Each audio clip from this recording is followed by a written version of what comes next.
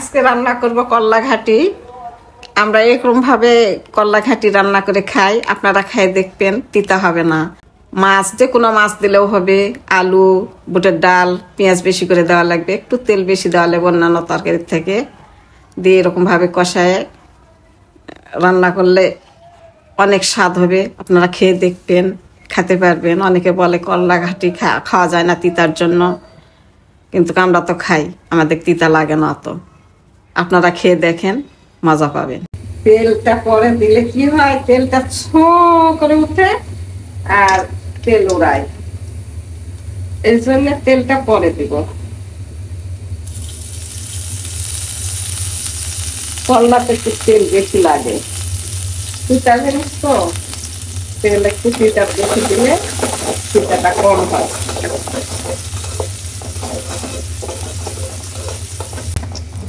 পেঁয়াজটা এরকম হতেই দিব। এই কল্লা দিলাম,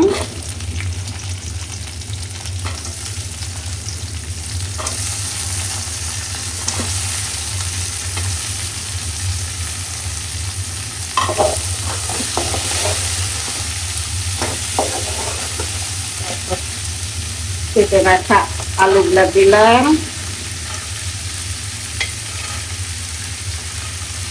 পেঁয়াজ দিলাম,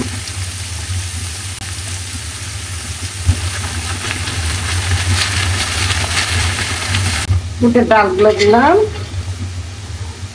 ধোয়া ছিল সব কিছু পরিষ্কার করে রাখছি, লবণ দিলাম, জিরে গুঁড়ে দিলাম, হলুদ দিলাম, আদা রসুন বাটা,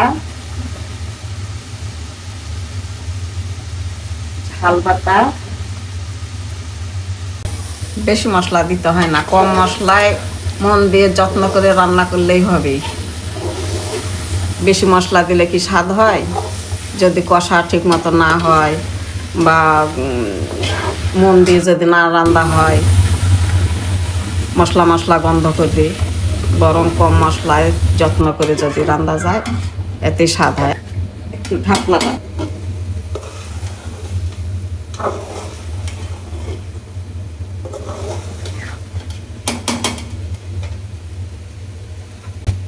চিংড়ি মাছটা দিলাম। এখন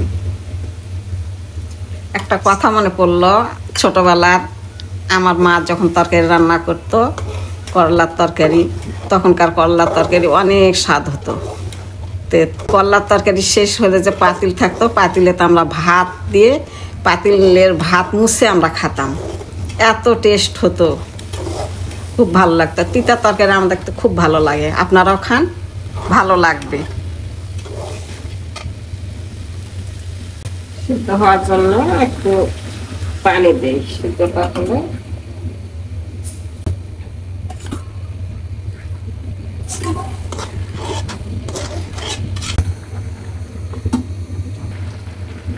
তরকারিটা এখন প্রায় হয়ে যাওয়ার মতন হয়ে গেছে, সিদ্ধ হয়ে গেছে।